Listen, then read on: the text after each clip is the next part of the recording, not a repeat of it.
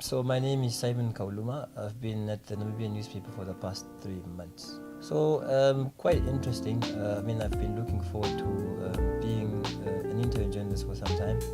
I did, however, have lots of trouble with the hard structure of writing a newspaper article. Also, one of the challenges I had was basically getting a response from my sources on time, because it is a deadline-driven industry, and sometimes the source not sending you the information can hold back your article 2 days or even more. I guess not specifically to do with persons with disability, but I did write my first ever article. My first byline was on LGBTQ plus rights, where I attended a press conference, and somebody at the press conference was calling for the creation of a party to ensure that people from the LGBTQ plus community's voices are heard through that party. So it was at the time where the debate was quite heated in the country, and I was happy to get my first byline. Generically, the newsroom being an open plan, if at some point I had doubts about what I was writing, I could always call somebody to basically ask for some insight on the approach. For example, how to quote sources. This are stuff that I did get in the training, but however, in practical terms, I had to basically rely on many of my colleagues to assist me with completing my articles. I'll go back to talking about the same tool I'm talking about, because it's also very ethical, apart from it being politically correct. It basically gives dignity to somebody. For example, another example is somebody is a wheelchair user. They are not wheelchair bound, because when they decide to sleep, they don't sleep with the wheelchair. So they get off the wheelchair and then they sleep. So somebody is not wheelchair bound, they are a wheelchair user.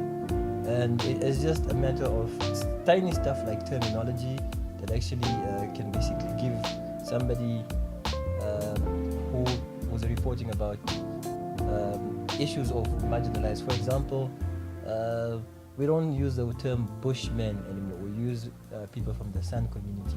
So most of the terminologies used actually have a negative connotation, and just with education. So I'm not putting blame on any media houses or anything.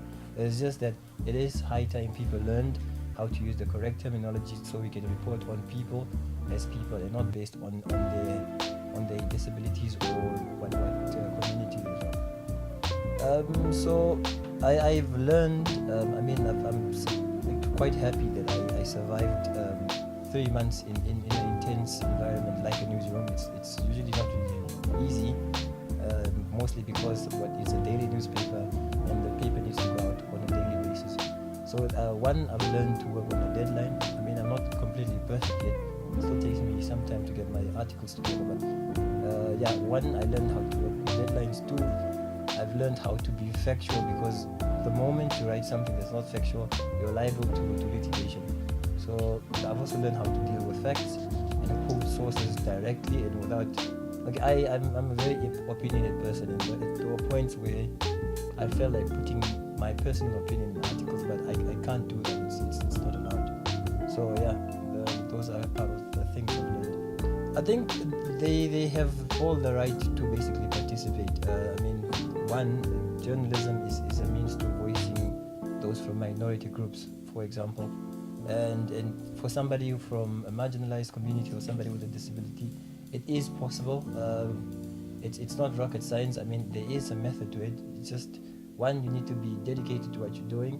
2, you need to be time-based, and 3, you need to be passionate. Otherwise, you won't actually really like what you're doing.